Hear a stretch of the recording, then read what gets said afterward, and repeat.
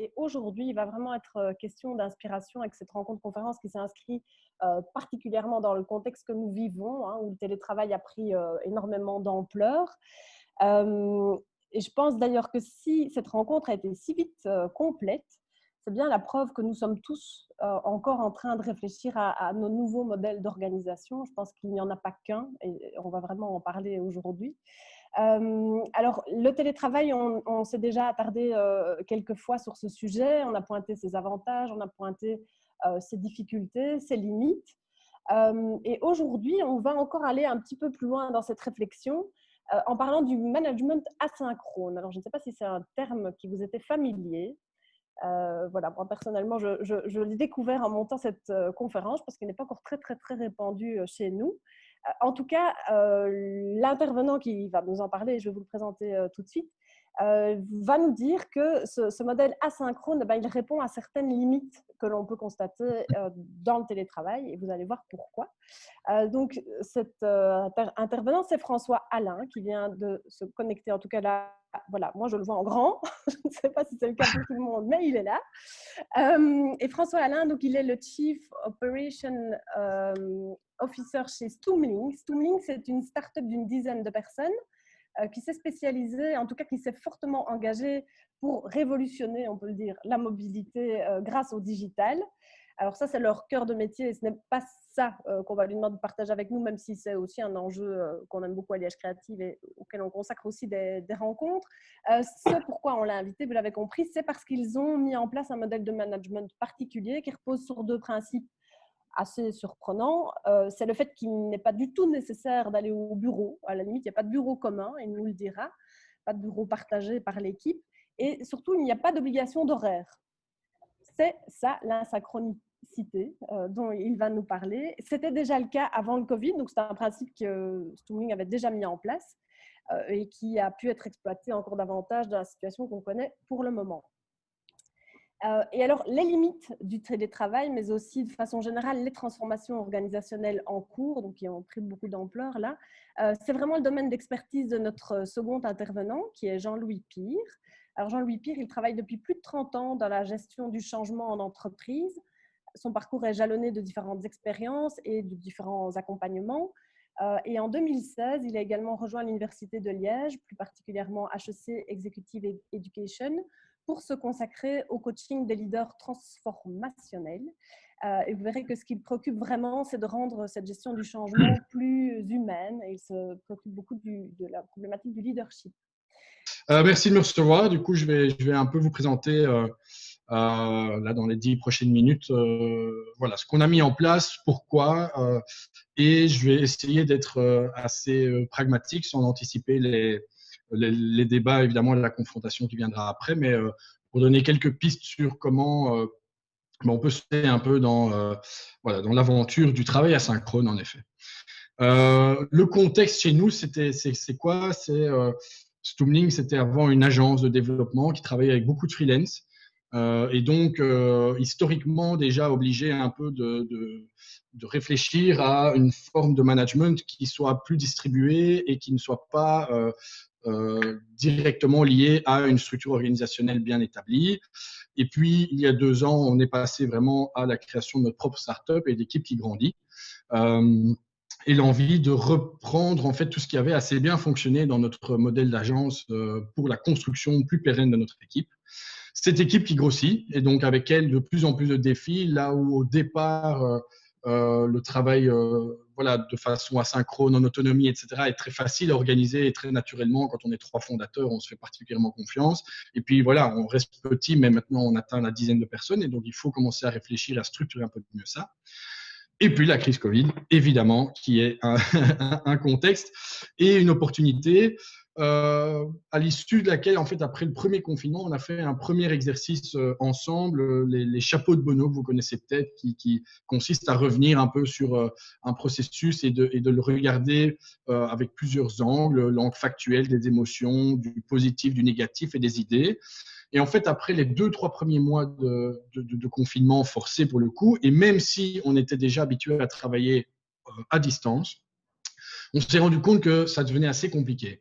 Bon, évidemment, le contexte n'aidait pas, mais en particulier s'y retrouver entre sa vie privée et sa vie professionnelle, arriver à vraiment distinguer, puisqu'on était vraiment là constamment coincés chez nous. Or, et vous le verrez, on avait quand même des moments de synchronisation, des moments de rencontre dans le monde réel, en vrai, quoi, avant ça. Et là, tout d'un coup, pendant 2-3 mois, plus possible. Une pression accrue et donc de la difficulté pour l'équipe de gérer ça.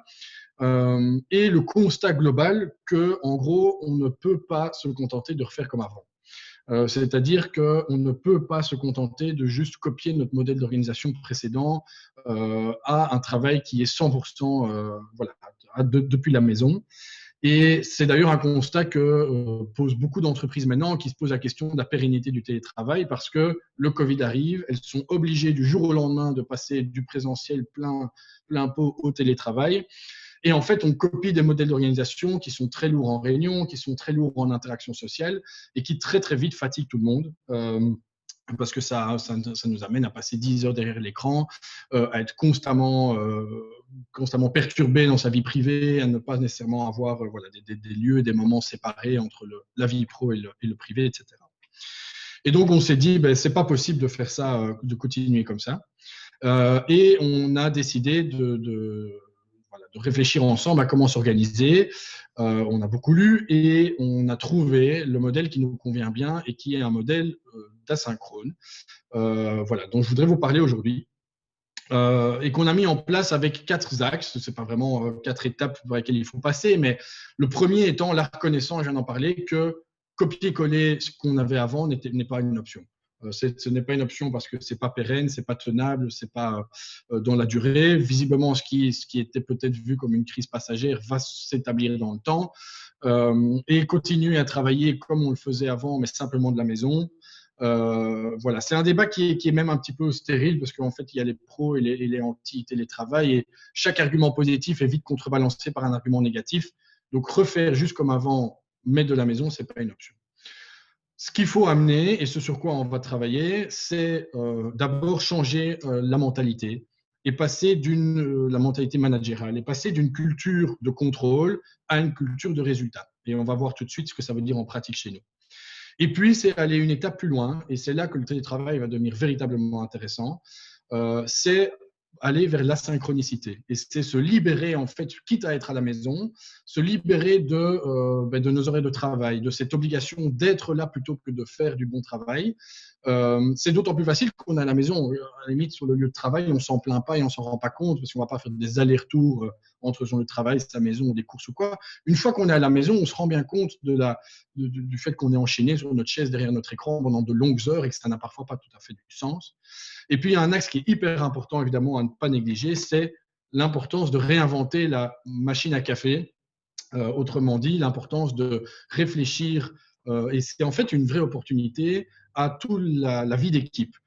Pourquoi une opportunité? Parce que c'est quelque chose qui se faisait de façon très informelle dans les sociétés, justement autour de la machine à café. Et qu'en fait, ce qu'on se rend compte, nous, après quelques mois maintenant, c'est que le travail à distance nous a permis de mettre en place des véritables moments et de construire des moments d'équipe de façon beaucoup plus consciente et de façon beaucoup plus du coup intéressante que uniquement en laissant l'auto-organisation prendre la main. Voilà, ça c'est un peu les sujets que je voudrais couvrir aujourd'hui.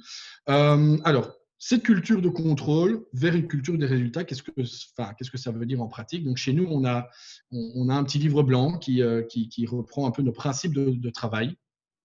Et qui sont articulés principalement autour, donc on est dans le développement informatique, mais donc de l'approche agile de développement, construire les choses de façon itérative et incrémentale, donc pas nécessairement réfléchir à très long terme à tous les tenants et aboutissants, mais plutôt démarrer, mettre les mains dans le cambouis et puis construire. Une grande dynamique de co-création et une véritable volonté d'ouverture, donc de partage. On va le voir, c'est vraiment un des éléments très importants pour un travail asynchrone et du télétravail de manière générale pérenne. Et en fait, ces 3 grands axes, on les a déclinés en plein de principes de travail chez nous, qui sont parfois un peu volontairement provocateurs. Move your ass, work on your own. Vraiment dirigé vers le fait de responsabiliser chacun, avec par contre beaucoup de moments, et on va y revenir tout au long de la présentation, beaucoup de moments de synchronisation nécessaires. Télétravail, ce travail à distance, ça ne veut pas dire se déconnecter de la réalité du travail. C'est d'ailleurs un des grands enjeux. Parmi, du coup, nos 15 principes de travail au quotidien, beaucoup, presque tous, ont trait et sont relatifs à la façon de travailler, d'organiser notre travail pour permettre justement cette culture de résultats et pas de contrôle. Pour que ça fonctionne, en fait, il faut donner un cadre et des règles du jeu qui soient un peu qui soient communes à tous. Et notamment, travailler beaucoup sur la rigueur et sur les outils pour pouvoir travailler en confiance et en autonomie. Il faut s'assurer que chacun ait accès à l'ensemble des informations. Il faut parce que sinon c'est compliqué. Il faut qu'on ait des règles, des conventions sur la manière dont on communique entre nous, sur la manière dont on utilise les outils, etc. Il faut qu'on ait beaucoup de moments de synchronisation ensemble. En pratique, pour démarrer vers ça, ce qu'il faut faire, c'est mettre déjà des objectifs communs à l'équipe pour responsabiliser, pour autonomiser. La culture managériale où c'est le manager qui donne uniquement les objectifs et qui est le garant de leur succès ne peut que impliquer après une culture de contrôle puisque il y a cette redevabilité qui est centralisée sur le manager. Or, là, l'idée, c'est vraiment de mettre des objectifs en commun. Et comment est-ce qu'on le fait? Chez nous, en fait, il y a 3 niveaux du coup, de travail. On a ce qu'on appelle nos roadmap grooming, qui sont en fait nos réunions stratégiques. Une fois tous les 3 mois, on passe en revue ensemble l'ensemble des opportunités, l'ensemble voilà, un peu l'état du marché, l'état de nos produits, et qu'est-ce qu'on a envie de réaliser, et comment est-ce qu'on se sent naviguer dans les mois ou les années qui viennent. Ça a lieu tous les 3 mois ensemble. Et puis, toutes les semaines, en début de semaine, on a ce qu'on appelle le weekly, le backlog grooming, où en fait, on réunit l'équipe et là, on fait un planning à la semaine tous ensemble. C'est une session d'1 heure, 1 heure et demie.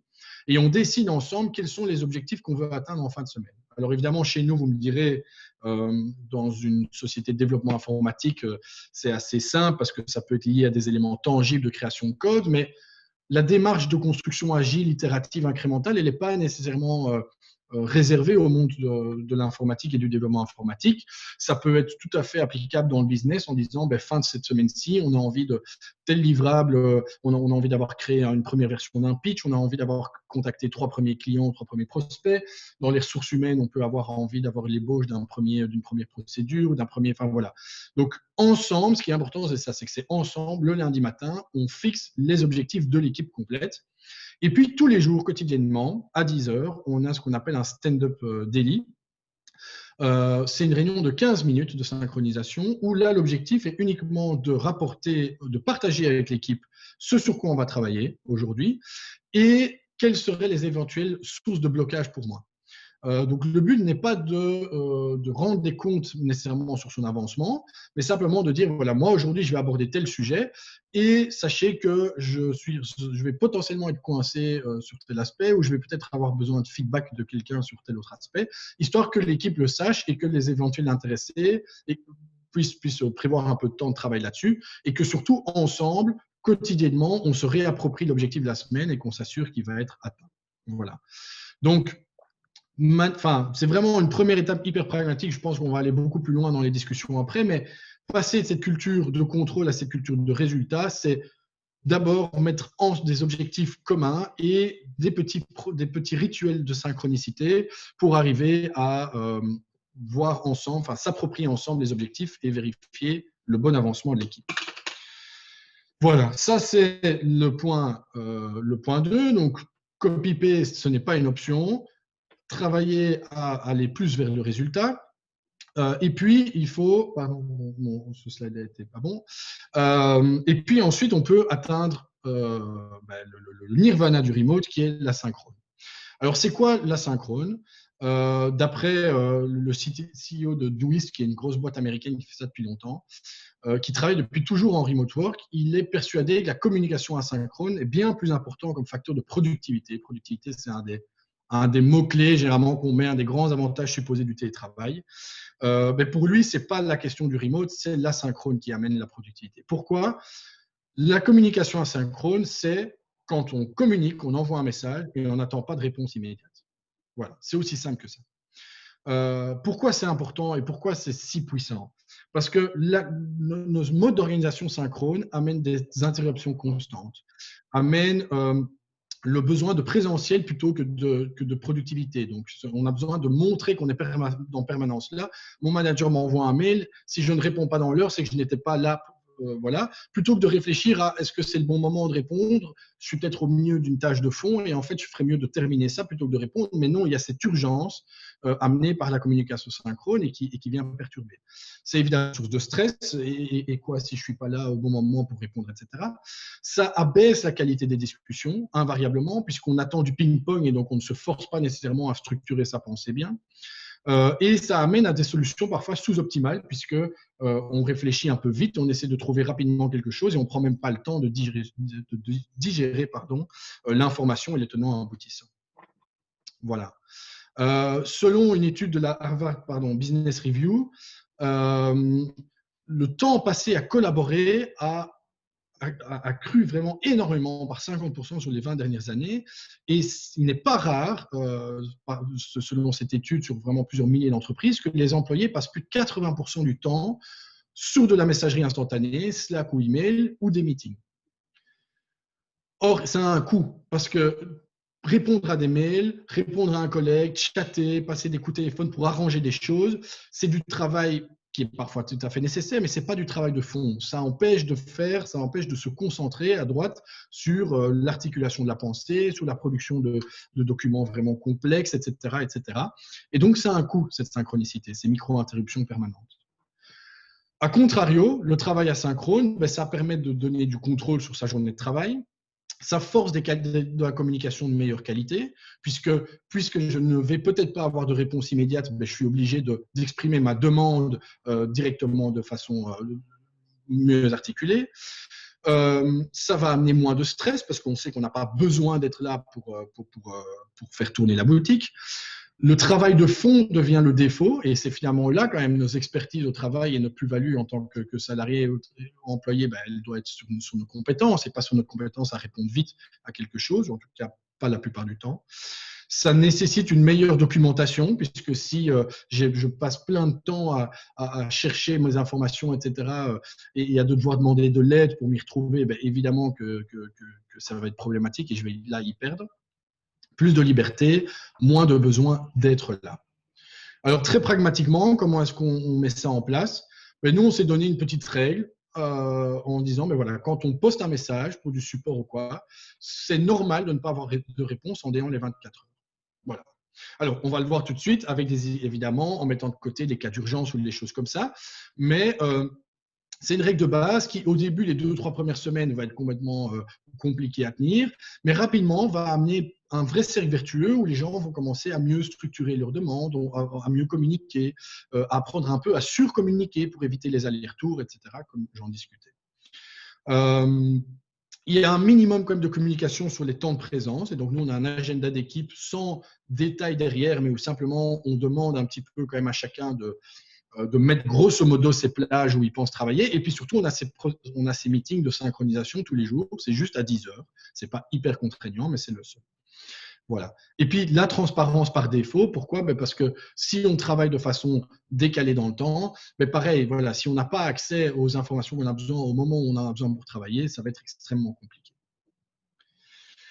Est-ce que ça veut dire qu'on ne s'aime plus et qu'on ne fait plus rien ensemble? Pas du tout. La communication synchrone est absolument nécessaire pour construire des relations humaines de longue durée. Je me cite moi-même, c'était évidemment une petite blague avec l'équipe dans cette présentation que je leur avais faite pour introduire ce mode de travail. La communication synchrone est absolument nécessaire pour construire du lien avec les gens, pour traiter de certains sujets très compliqués, pour traiter des sujets avec beaucoup d'inconnus, et évidemment en cas de crise et d'urgence. Le tout est que ça doit être une question d'équilibre. Et donc, on a cette pyramide de la communication chez nous avec le bas qui est là où il y a les cas les plus souvent, les plus réguliers de communication. Et puis, plus on monte, plus on est dans des cas exceptionnels. Évidemment que les urgences, on est sur du synchrone. On est sur des coups de téléphone, on est sur des outils d'alerting comme Opsgenie ou des choses comme ça. Par contre, et donc aussi, on garde des réunions en face-to-face pour aller boire un café, pour marcher au parc, etc. J'y reviendrai dans un instant. Mais ce n'est pas si fréquent que ça. Par contre, tout le boulot de fond et le bureau virtuel, ça, c'est en asynchrone. Donc, le bureau virtuel chez nous, c'est Slack, un espace où on partage des messages aussi, des inspirations, des choses qu'on voit passer. C'est asynchrone complètement. On n'a pas besoin d'y être pour travailler ensemble. Et le travail au quotidien, pareil. Voilà. Donc le but, c'est vraiment d'inverser la pyramide traditionnelle euh, et qu'elle ressemble un peu à ceci. Une semaine type du coup chez nous, c'est quoi? C'est le backlog grooming en synchrone, 1 heure et demie le lundi matin. Et puis mardi, mercredi, jeudi, un daily de 15 minutes pour se resynchroniser sur les objectifs communs. Et le vendredi, un weekly brief et un non-remote Friday, qui sont deux moments hyper importants pour la vie d'équipe et cette fameuse machine à café. Le weekly brief, c'est une réunion d'1 heure qui n'est consacrée que à la vie d'équipe et pas du tout au travail. On y fait la météo personnelle, on y partage des inspirations qu'on a vues, des vidéos, des technologies qui nous intéressent. On y échange sur nos modes d'organisation et qu'est-ce qui fonctionne bien, qu'est-ce qui a moins bien fonctionné, qu'est-ce qu'on devrait essayer ensuite, etc., etc. Et puis, une semaine sur 3, on a nos non-remote Friday. On a inversé évidemment et qui sont là des activités ouvertes, mais on consacre le vendredi après-midi complet à une activité en commun. Aller au musée, aller visiter quelque chose, aller boire un pot ou quoi. Ça reste évidemment hyper important, mais pareil, on a de tels gains voilà, de productivité, mais aussi de liberté d'organisation au quotidien, qu'on peut se permettre de dédier carrément une demi-journée toutes les 3 semaines uniquement au fait d'être ensemble et d'en profiter. Voilà, je vais terminer sur cet aspect-là de la team life. C'est très important de créer des moments séparés pour la vie d'équipe que le boulot, typiquement comme nos weekly briefs ou nos non-remote Friday. La transparence et l'ouverture doivent être par défaut, aussi pour la vie d'équipe. Au plus vous allez partager, y compris sur des sujets business, au plus vous allez être gagnant là-dedans parce que ça va vraiment autonomiser et participer à créer ce sentiment d'appartenance et de co-ownership de vos équipes. Ne pas hésiter à investir dans des outils et des rituels de vie d'équipe. Il y a de très chouettes outils comme Friday Pulse, par exemple, qui vous envoient un petit questionnaire chaque semaine à toute l'équipe, savoir comment ils se sentent de façon anonyme. Il y a de plus en plus de choses qui se développent. Il ne faut pas hésiter à investir un peu d'argent et d'énergie dedans. Ce n'est jamais perdu. Voilà qui clôture ce petit tour d'horizon de ce qu'on fait chez Stoomling en matière d'organisation du travail. Merci Delphine. Merci François aussi pour ce partage extrêmement riche, extrêmement intéressant, qui doit faire envie finalement à beaucoup parce qu'on sent que voilà, il y a quelque chose qui s'est installé dans cette jeune organisation qui est de taille assez petite, hein, clairement, et qui peut-être faire rêver d'autres organisations, mais du coup, bien sûr, un modèle organisationnel comme celui-là n'est malheureusement pas non plus copiable comme tel dans des organisations qui ont une autre taille, une autre activité et une autre histoire. Alors, on va parler bien sûr du coup de changement, hein, et de nécessité de changement par rapport à notamment un contexte qui nous y invite. Et voir un petit peu sous cet angle-là comment les organisations aujourd'hui ont réagi ou devraient mieux réagir par rapport à un contexte qu'on qualifiera de VUCA. Hein. Vous connaissez sans aucun doute cet acronyme désormais célèbre qui nous vient du monde de l'armée des États-Unis, pour être clair. Donc, cet environnement volatile, incertain, complexe et ambigu auquel toutes les entreprises sont confrontées. Alors, quand j'utilise cet acronyme dans des grosses organisations qui sont parfois plus industrielles ou avec des métiers bien installés, j'ai souvent la question, oui, ok, VUCA, c'est très bien, c'est pour le monde des télécoms, c'est pour les startups, etc. Mais nous, voilà, on est solide, on tourne depuis des années, ça ne nous concerne pas vraiment. Et bien finalement, il y a quelque chose qui a mis tout le monde d'accord ces derniers temps par rapport à VUCA, mais c'est le Covid, bien évidemment. Puisque là, quelle que soit la nature de notre activité, la taille de notre entreprise ou qu'on fasse partie du secteur public ou privé, peu importe, on a été tous touchés par cet événement-là qui nous a percuté de plein fouet de façon assez violente. Donc, c'est une manifestation extrêmement violente de cet acronyme VUCA.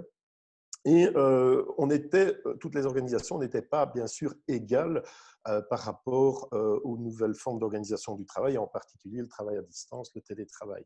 Donc certaines ont été, alors ce n'était pas le cas de Stumlink clairement, parce que moi je pense que, enfin François le confirmera sans doute tout à l'heure, mais j'imagine que Stumlink n'a pas vraiment ressenti le séisme Covid au niveau de son organisation du travail, mais d'autres organisations ont été bien sûr touchées de plein fouet. Elles ont dû passer au télétravail dans un mode relativement urgent et en se préoccupant en toute première priorité et fort légitimement de sa dimension outil. De faire en sorte que tout le monde puisse commencer à travailler effectivement à distance. Donc, ça a mobilisé énormément d'énergie, énormément de force, et ça a occupé, bien sûr, l'agenda du top. Mais d'autres dimensions, dans le cadre du déploiement du télétravail, doivent aussi, ou de toute autre forme de nouvelle organisation du travail, doivent aussi être activées. Donc, on va partager ça dans quelques minutes, sous peine, effectivement, de ne pas y arriver et d'avoir des réactions parce que c'est un petit peu maintenant ce qu'on observe. On commence à avoir un petit peu de recul. On commence à avoir des premières enquêtes chiffrées qui nous amènent des éléments de diagnostic par rapport à la manière dont ce télétravail forcé et permanent, c'est important aussi, parce qu'on est vraiment dans quelque chose d'imposé. Ici, on est vraiment dans un modèle imposé par le confinement de c'est tout le temps télétravail ou si on n'y arrive pas en fonction de l'activité, ben c'est télétravail pour certains, mais pas pour d'autres. Donc, ça crée aussi des difficultés au sein d'une même organisation, de clivage entre ceux qui sont, entre guillemets, protégés, mais qui commencent à considérer ça comme une punition, et puis ceux qui sont exposés et où la peur peut être dominante et en tout cas dominer l'état d'esprit ou le ressenti des travailleurs.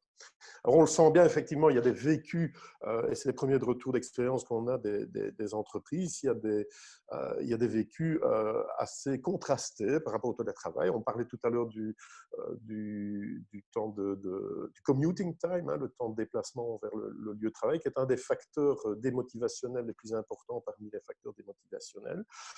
C'est clair. Alors, il y a du gain, bien évidemment, on a gagné tout ce temps, etc. Donc, c'est bénéfique. Mais d'autres ont un peu difficile avec cette intrusion dans la vie privée, puisqu'on s'invite chez les uns et les autres. Là, vous êtes dans mon bureau. Voilà, bon, le cadre n'est pas toujours favorable pour tout le monde non plus, les enfants, etc. Enfin, vous connaissez la problématique. Donc, on est un petit peu entre, oui, c'est sympa, on gagne du temps, mais d'autre part, on ne fait plus la limite entre la vie privée et la vie professionnelle. C'est compliqué à organiser en fonction de notre contexte familial ou autre. Et puis, il y a ce sujet d'efficacité, comme le rappelait François. Donc, on sent qu'il y a plus d'efficacité. Dans les réunions, on est plus to the point. On amène tout doucement cette logique asynchrone, peut-être sans le savoir, mais en tout cas, on sent que quelque part, la dynamique des réunions évolue. Mais d'autre part, il y a un phénomène d'isolement social. On perd les liens sociaux. Donc, voilà, on sent qu'il y a un peu de tout en retour d'expérience. Et les premiers chiffres que je peux partager avec vous nous viennent de France. Ils sont assez interpellants. Donc, c'est une enquête Opinionway menée sur le sujet auprès de 2000 travailleurs en France. Donc, c'est relativement interpellant quand on voit qu'effectivement, aujourd'hui, 49% des collaborateurs, des employés se sentent dans un état de détresse psychologique, de mal-être. 58% des managers d'équipe et 72% de middle managers. Alors, il y a une explication par rapport à ça. Pourquoi est-ce que les middle managers sont d'autant plus touchés ou les managers que les collaborateurs? On va y venir tout de suite. Mais ça, ce sont des chiffres quand même assez alarmants, bien entendu. On a également un tiers des employés qui estiment qu'ils ne vont pas pouvoir tenir psychologiquement dans la situation actuelle et le même pourcentage pratiquement qui estiment que leur direction s'en préoccupe réellement. Donc là aussi, il y a une question là derrière de savoir, tiens, est-ce qu'on est en train de mener les bonnes actions par rapport à un état de mal-être qui s'installe progressivement dans les entreprises par rapport à ce que nous vivons pour l'instant. Et puis, un dernier chiffre à partager avec vous, où le trois quarts des employés estiment que leur management doit encore s'adapter à la gestion du télétravail. François l'a évoqué tout à l'heure, il y a un élément, alors classiquement de confiance, bien sûr, qui doit être présent. Mais il n'y a pas que ça. On verra que la confiance, a priori, n'est pas nécessairement le seul facteur sur lequel les leaders sont attendus demain par rapport à un environnement de travail qui est très différent. Donc, des chiffres assez interpellants, des vécus très contrastés. Et puis, au milieu de tout ça, on le disait, des managers qui sont plus impactés que les autres. Pourquoi? Parce que finalement, ils sont eux-mêmes aussi, eux, dans un état de mal-être, au même titre que les collaborateurs. Mais ce mal-être est double, si je puis dire, parce que par rapport à une de leurs missions principales, qui est l'accompagnement des équipes, le développement des collaborateurs, l'accompagnement des collaborateurs, la dynamique collective, eh bien, ils se sentent également responsables, ça fait partie de leur responsabilité, et d'autant plus démunis. Parce que gérer effectivement les liens sociaux à distance quand on ne peut plus faire du tout de présentiel, gérer la cohérence d'équipe quand on n'a pas déployé des pratiques, des dynamiques collectives comme Stumling l'a fait depuis le début, et le faire du jour au lendemain, ben ça ne va pas tout seul, bien entendu. Donc, ils sont, je dirais, doublement impactés, à titre personnel au même titre que les collaborateurs par rapport au phénomène d'isolement, par rapport à tout ce qui peut procurer ce mal-être, mais aussi par rapport à leur responsabilité, la perte de repères qu'ils ont par rapport à jouer leur responsabilité sur les dynamiques collectives et l'accompagnement des collaborateurs, la cohésion sociale, etc. Donc, interpellant parce que c'est une population clé, bien évidemment, dont il faut, au même titre que les autres, mais peut-être en priorité, s'occuper dans un contexte comme celui-ci. Alors, on l'a dit, toutes les organisations ne sont pas égales ou n'ont pas vécu de façon égale ce qui a été imposé à tout le monde finalement, parce que certaines s'étaient déjà bien préparées, ont intégré complètement dans leur quotidien ces nouvelles organisations du travail. D'autres en sont par contre fortement éloignées. Je pense à des organisations plus anciennes, plus grandes, pour lesquelles le parcours des New of Working, de l'évolution des modèles d'organisation de travail, relève plutôt d'un processus de changement assez fondamental que de simplement le faire par décret. Donc, c'est effectivement un enjeu. C'est ça l'enjeu, en fait, majeur aujourd'hui. Enfin, il y en a deux, je dirais. Il y a un enjeu à court terme vers les leaders de pouvoir les aider par rapport à cet état de détresse et cette complexité qu'ils ont à gérer la complexité du distanciel et la complexité qui est inhérente à des nouvelles manifestations. Je veux dire, gérer du mal-être chez un collaborateur, gérer un mal-être de l'ordre psychosocial chez un collaborateur, ben, ce n'est pas juste lui donner du feedback ou faire un coaching, ça va beaucoup plus loin, bien entendu. Et là, on constate que les leaders ne sont pas nécessairement bien outillés aujourd'hui par rapport à ça et se sentent un peu démunis par rapport à leur capacité à pouvoir rencontrer des attentes ou aider des collaborateurs. Donc, il y a un besoin effectivement d'accompagner les leaders dans un premier temps, et puis de faire une sorte de... Oui, parce qu'on a déployé pour certaines organisations à nouveau ce télétravail de façon urgente, en privilégiant les outils, mais il y a d'autres dimensions à adresser dans un processus de déploiement de nouvelles organisations de travail comme celui-là. Il y a d'autres dimensions qui ont été un peu négligées et qui sont des conditions de succès, en fait, comme le vit un Stumling aujourd'hui, parce qu'ils ont démarré avec ça, en fait. Ils n'avaient pas nécessairement une grande histoire. Enfin, François nous confirmera sans doute tout à l'heure. Donc, ils ont pris tout de suite le pli de ces nouvelles méthodes d'organisation de travail, ces nouvelles formes d'organisation de travail. Et ils n'avaient pas un processus de changement à devoir porter. Ce n'est pas le cas, bien entendu, pour des organisations qui ont une histoire ancienne, à nouveau, des modèles d'organisation plus anciens. Là, on est dans un vrai processus de changement. Et donc, il y a, bien entendu, la nécessité de travailler sur les outils, mais on est surtout sur un changement qui concerne les individus. En réalité, ce changement d'organisation est extrêmement impactant pour les gens. Donc, la complexité, je veux dire, d'un projet de changement comme celui-là, mais finalement, enfin, c'est un parti pris, mais finalement, elle n'est, à mes yeux, pas tellement technique, même s'il y a bien sûr des sujets techniques importants, mais elle est surtout humaine. Elle est surtout de l'ordre de faire adopter effectivement ces nouvelles méthodes. Ça perturbe chacun dans son quotidien, dans ce qu'il a de plus cher, de plus proche de lui, et donc, ce n'est pas neutre, si vous voulez. Un projet de changement comme celui-là, il est très, très fort, il est très impactant sur le plan humain. À nouveau, si l'urgence nous a amené à déployer des outils, mais sans s'occuper du volet humain, eh là, aujourd'hui, on est peut-être dans une situation de tension, exacerbée, bien entendu, par le fait qu'il n'y a vraiment plus de présentiel dans certains cas, ce qui n'est parce que le télétravail tout le temps ou le distanciel tout le temps, ce n'est pas une solution. Hein. On sent qu'il y a, comme Stumling, ils ont mis en place des choses qui favorisent quand même d'une certaine façon un présentiel ou des contacts sociaux d'une autre façon. Et là, on en a besoin, c'est un besoin absolument humain aussi. Et donc, déployer un projet de nouvelles formes d'organisation de travail, du télétravail ou autre forme encore. Ça concerne effectivement des sujets techniques, de flexibilité spatio-temporelle, je dirais, mais ça concerne aussi des dynamiques collectives. Donc, il faut pouvoir repenser en parallèle les dynamiques collectives, comme l'a partagé François tout à l'heure, avec d'autres façons d'interagir, de travailler au niveau du collectif. Hein, il a parlé d'un focus, notamment la dernière interaction, hein, d'un focus sur un objectif commun qu'on se fixe et de focuser sur les résultats et donc de ne plus nécessairement monitorer le comment on fait les choses, les tâches, mais plutôt de s'accorder ensemble sur un objectif qu'on veut atteindre ensemble. Donc ça change vraiment clairement les dynamiques collaboratives, les dynamiques collectives.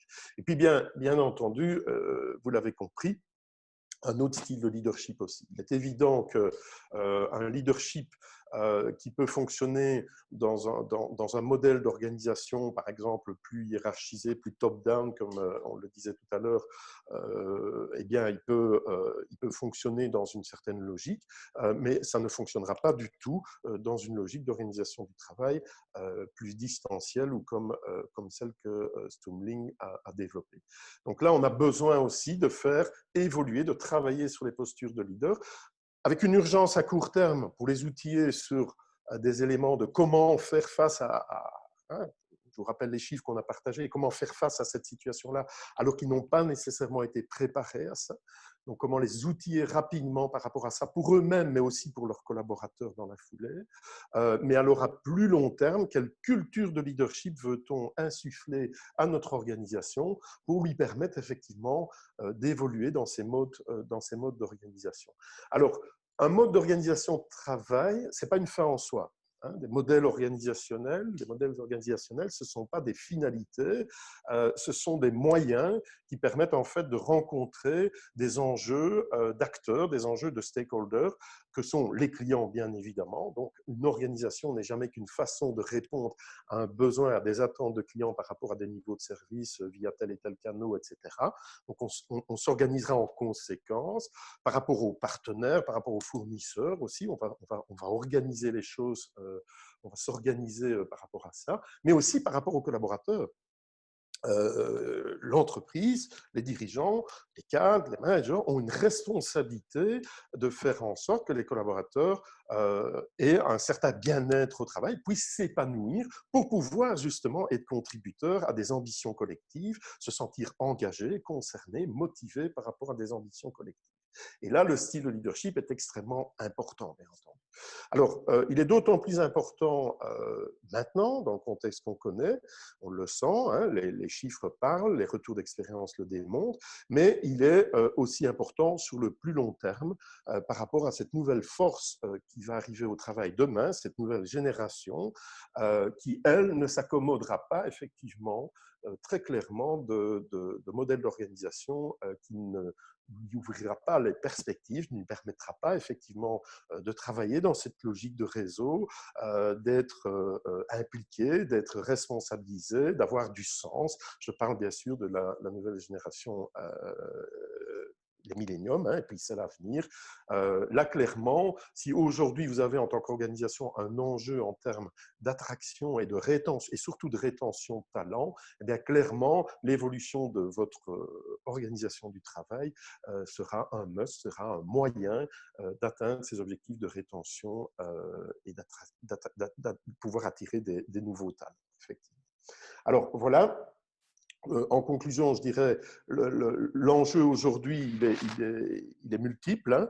Hein. Éviter des logiques de copier-coller. Alors, ce qu'a mis Stumbling en place, c'est génial, mais clairement, vous n'allez pas pouvoir l'installer demain par décret dans votre organisation si vous avez une toute autre culture, si vous avez une toute autre manière d'organiser les choses, vous avez une autre histoire. Donc, ça se fait dans un cadre de transition, ça se fait dans un cadre de projet de changement. Donc, en fait, ça s'accompagne clairement. Hein, ce ne sont pas des changements simples parce que ce sont des changements qui impactent les gens. Et donc, il ne faut pas se concentrer, j'aime bien cette formule là en haut qui caractérise un petit peu l'enjeu, en fait, de dire que le résultat durable de votre projet de changement, de cette évolution du travail, de l'organisation du travail, sera la qualité des solutions techniques. On en a déjà parlé, hein, tel outil, tel machin, etc. C'est important, il ne faut pas le négliger, mais qui sera multiplié par l'adoption des collaborateurs, par l'adoption de tout un chacun qui va pouvoir effectivement s'y retrouver, s'intégrer dans cette nouvelle logique d'organisation du travail. Et une multiplication de 100 par 0, je vous rappelle que ça donne toujours 0. Voilà un peu ce que j'avais envie de partager avec vous. Je suis bien sûr à votre disposition s'il y a quelques questions. Enfin, je passe la main à Delphine qui va plutôt gérer le processus. Merci pour les bons conseils déjà que vous nous avez donnés. Alors, je voulais peut-être vous inviter quand même à réagir ou à en tout cas questionner François peut-être sur un point ou l'autre un peu saillant qui pourrait aussi questionner les autres participants présents, parce qu'évidemment, Stumbling, on l'a compris, c'est une start-up d'une dizaine de personnes, donc c'est une petite équipe qui était déjà assez mûre pour le choix qu'ils ont fait assez exigeant de cet asynchrone, puisqu'il y avait déjà une culture prête apparemment pour ce saut. Mais voilà, qu'est-ce que vous pouvez lui poser comme question qui pourrait permettre aux autres participants de se dire bah, tiens, telle ou telle chose, nous, on peut aussi s'en inspirer ou c'est pas pour nous, au contraire, je sais pas. Oui, alors moi, une première question qui me vient à l'esprit, François, ce sera clairement de comment, enfin tout ce que je lui souhaite, hein, parce que c'est un beau projet, cette start-up, donc c'est de grandir et de faire évoluer l'organisation. Donc aujourd'hui, si je ne m'abuse, ils sont trois associés à gérer un petit nombre de personnes. Hein. Donc là, on est sur une taille humaine et cette dynamique-là fonctionne très très bien. On le voit, ça, hein, les retours d'expérience sont positifs. Maintenant, à partir du moment où demain, ça va très bien marcher, où ils vont grandir, où ils vont commencer à atteindre d'autres tailles, comment est-ce qu'ils voient les choses en termes d'animation, je veux dire, de tout ça, parce qu'aujourd'hui, ça repose sur vous trois. Hein. Demain, il faudra peut-être passer par des couches intermédiaires, mettre en place du management, et comment est-ce qu'ils voient l'enjeu de pouvoir continuer à maintenir cet état d'esprit dans une organisation qui deviendrait plus grande. Oui, tout à fait. C'est une très bonne et légitime question, évidemment. Je pense qu'un des principes qui va rester et qui doit rester, c'est celui de une équipe probablement, enfin oui, transversale, suffisamment en tout cas transversale et représentative que pour pouvoir justement avoir cette co-responsabilité sur des objectifs communs. Et pour moi, cette équipe-là doit rester le noyau de l'organisation. Pour l'instant, évidemment, c'est facile parce que cette équipe, c'est une équipe, mais elle réunit déjà des profils très différents puisqu'elle réunit des développeurs, elle réunit des business développeurs, elle réunit des designers. Mais ce qui est important, c'est que parmi les 10 personnes autour de la table, on a tous un sens commun des priorités et on sait tous relier notre travail aux priorités globales. Et donc, on est capable de dire si un des objectifs de la semaine, enfin, ou à plus grande échelle, est de répondre à telle problématique client, mais ça va vouloir dire quelque chose pour le business développeur parce que c'est son client dans sa relation avec lui, ça va vouloir dire quelque chose pour le designer parce qu'il aura du travail derrière, ça veut dire quelque chose pour le développeur. Et donc ça, et c'est pas spécialement novateur, hein, finalement, il y a plein de principes organisationnels qui s'inspirent de ces systèmes de cellules ou d'équipes pluridisciplinaires. C'est à la base de l'holacratie et de choses comme ça. Mais donc, évidemment, nous, notre chance, et ça vous l'avez bien dit, c'est de démarrer par le bas et de construire. Mais je pense que cette unité-là va rester et doit rester puisque c'est au sein de ce noyau-là et de cette équipe-là que peut se créer la prise de responsabilité, la co-responsabilité et du coup l'autonomie et du coup la liberté d'organisation qui est nécessaire et tout ça se tient ensemble, quoi. Donc, je ne peux qu'imaginer garder ça et puis alors organiser ces différentes cellules ou équipes alors, soit garder cette thématique-là et au fur et à mesure que des départements existent, essayer de trouver… Il va s'agir de trouver un dénominateur commun. Est-ce que c'est un produit? Est-ce que c'est un client? Est-ce que c'est un projet qui va réunir autour de la table du coup des personnes de différents éventuellement départements? Parce que oui, c'est possible qu'à un moment… il y a le besoin et il y a certaines synergies et nécessité à s'organiser en départements par ailleurs, technique, marketing, produits, etc. Mais l'idée, c'est de garder donc cette cellule. Et puis alors, le lien entre ces différents départements, oui, soit on trouve un dénominateur commun. Enfin, pour moi, ce serait l'idéal. Soit on va alors peut-être amener, mais je ne le voudrais pas moi, mais un split en termes des couches en termes de perspective. Mais moi, je suis beaucoup moins à l'aise avec ça parce que je pense qu'enlever, par exemple, la perspective très long terme à une équipe casse aussi la prise d'autonomie et de responsabilité. S'il s'agit de cantonner l'équipe à de l'exécution, par exemple, pluridisciplinaire, comme c'est le cas dans les pratiques agiles, on perd quand même énormément de potentiel de co-responsabilisation, quoi. Voilà. Le middle manager, vous en avez parlé. Pour moi, son rôle est ultra pertinent et doit se réinventer dans l'animation de cette bulle-là et éventuellement de ces bulles-là. Le middle manager, c'est actuellement un lien entre le top management et puis les couches d'exécution, entre guillemets. Et dans toutes les théories, enfin, vous les connaissez bien mieux que moi, mais d'entreprises libérées, c'est justement un peu le niveau qui est en danger et c'est pour ça que c'est souvent difficile de mettre en place l'entreprise libérée dans des structures établies parce qu'on doit garder un sentiment de vision très long terme du top management et généralement l'entreprise libérée, elle coupe le middle management. Je pense qu'il doit plutôt se réinventer et ce rôle d'accompagnement, vous en avez parlé, ils sont en crise, mais en fait, le nombre d'opportunités qui sont là pour eux, passer du temps à organiser les weekly briefs, passer du temps à organiser les groomings, s'assurer que toute l'équipe ait à disposition toutes les informations. Moi, c'est mon travail quotidien. En fait, je ne suis que de l'huile entre les rouages et je m'assure que tout le monde ait ce qu'il lui faut pour travailler. En fait, c'est super valorisant. Et je ne dois plus tellement passer de temps à taper sur les doigts ou courir derrière parce que ça c'est un exercice qui se fait ensemble. Voilà. Quelques éléments. Super, il y a beaucoup. Mais oui, effectivement, ça répond bien, ça répond vraiment aux enjeux de développement de leadership en parallèle, effectivement, des nouvelles formes d'organisation de travail. J'ai envie de rebondir à nouveau sur ce sujet, pour ces organisations qui doivent plutôt faire un changement plutôt que de démarrer et de pouvoir prendre les bonnes pratiques tout de suite.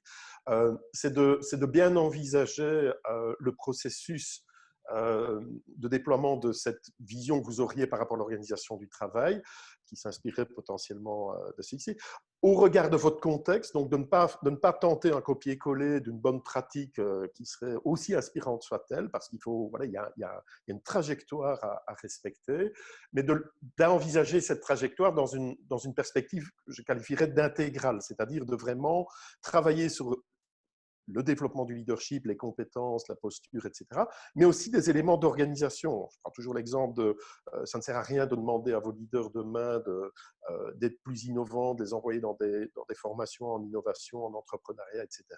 Si quelque part, lorsqu'ils reviennent, ils sont rattrapés par une organisation qui est très réglementée, qui est très verrouillée. Donc, il faut travailler sur tous les axes. Alors, justement, François, j'ai deux questions en fait par rapport au profil que vous recrutez. Est-ce qu'il y a en recrutement une attention particulière que vous accordez à quelque chose qui doit être présent chez les gens, chez vos futurs collaborateurs, pour pouvoir s'inscrire effectivement dans une culture comme la vôtre? À quoi est-ce que vous êtes attentif et comment est-ce que vous mesurez en fait, parce que on sent très fort qu'il y a un élément puissant sur le résultat, sur la productivité, donc qui s'est installé assez naturellement. Mais comment est-ce que vous mesurez également l'état de bien-être des collaborateurs? À partir de quels sont les indicateurs que vous avez là, comment est-ce que tout ça s'organise en fait? Donc, et par rapport au recrutement et par rapport au suivi, si je puis dire. Donc, oui, en termes de recrutement, clairement, les compétences sur lesquelles on va particulièrement mettre l'accent, ce sont des capacités d'autonomie, de proactivité qui font partie de tous les besoins d'une job desk, mais qui évidemment chez nous prennent particulièrement du sens puisqu'on explique Et donc, dès le début du processus de recrutement, dès le premier mail, en fait, on invite les futurs candidats à aller consulter notre ADN qui est public et où on déroule l'ensemble de ces principes, de ces 15 principes d'organisation du travail là, que je mentionnais dans ma présentation, qui sont expliqués et qui sont, comme je le disais, volontairement un peu provocateurs enfin, typiquement, un des principes, c'est move your ass. Bon, c'est peut-être pas hyper consensuel, mais évidemment, on l'explique de manière un peu. Mais en fait, ça nous permet de assez directement voir s'il y a un fit avec cette culture-là, quoi. On met très fort notre culture en avant, donc dès le début. Et le premier entretien n'est que sur notre organisation du travail, une présentation de notre ADN et sur ce fit culturel-là. C'est la condition sine qua non. Tout le reste, entre guillemets, peut s'apprendre. Enfin, je veux dire, mais s'il n'y a pas un fit avec cette façon de travailler là, ça va être extrêmement compliqué. Et donc, en gros, simplement, au premier entretien, on fait une présentation un peu comme je vous l'ai faite. On explique simplement comment on s'organise et c'est déjà partagé lors du premier mail.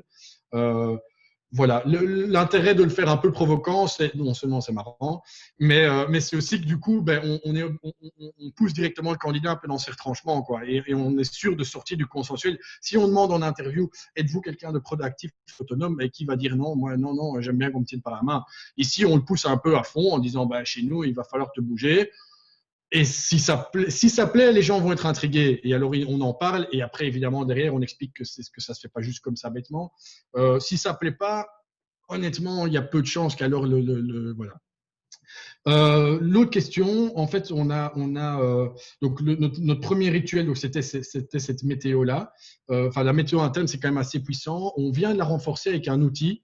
Alors, je suis d'accord avec vous, les outils, c'est loin d'être tout, mais très conscient un des gros désavantages de la petite équipe, c'est qu'on n'a pas de support externe, justement, par rapport au bien-être ou quoi. On a les 3 fondateurs qui sont là avec les 7 employés, et là, pour le coup, c'est un vrai désavantage. Parce que dans un management de confiance, etc., c'est parfois dur de confronter son manager. Et donc, on a mis en place un outil qui s'appelle Friday Pulse, mais il y en a plein d'autres similaires, qui est en fait une enquête et qui dresse un profil de façon anonyme, tout à fait, avec une enquête chaque semaine sur plein de dimensions. Et alors, ce qui est chouette, c'est qu'eux amènent un benchmark par rapport à l'industrie, mais donc sur mon sentiment d'appartenance, ma fierté, les difficultés que j'ai au quotidien, etc. Et donc, en toute transparence, par exemple, du coup, moi, sur mon dashboard, je peux suivre au fur et à mesure de mois en mois un peu l'évolution de l'état d'esprit d'équipe. Et je vois que, par exemple, ces temps-ci, des métriques sur la coopération d'équipe ont un peu chuté parce qu'il y a eu un sentiment que ces derniers temps, on était tous un peu en tunnel. Et donc, ça me permet quand même assez bien de prendre la température de l'équipe de façon anonyme, mais du coup, d'amener des questions. On se fait aider aussi parfois. Donc, on est très fort sur les principes d'intelligence collective, hein, la météo interne, les chapeaux de Bono, enfin, ça, c'est toutes des techniques qui viennent de là. Et on fait lors de séances de post-mortem, donc par exemple après la livraison d'un projet particulièrement exigeant ou quoi, on fait un post-mortem où on revient sur les éléments avec des techniques comme les chapeaux de Bono et lors desquels on se fait déjà accompagner par des collectifs comme Collectiva, enfin voilà, qui sont en fait simplement des gens externes qui viennent s'assurer que ce processus de feedback, de post-mortem soit fait de manière un peu propre, un peu aligné. Voilà. Désolé, je regardais en même temps la question. C'est Friday Pulse, je vous le mets. Je vais vous chercher quelques autres outils. Il y a pas mal d'outils que vous avez cités. Hein. On va peut-être essayer de les collecter pour les renvoyer par la suite à tout le monde dans le mail de suivi, si c'est OK pour François. On a écrit un petit blog post. Bon, là, c'est un peu j'avoue que c'est de la pub un peu éhontée, mais on a écrit 3 articles sur toute cette mode d'organisation, dont un qui est uniquement sur les outils, qui présente tous les outils qu'on utilise.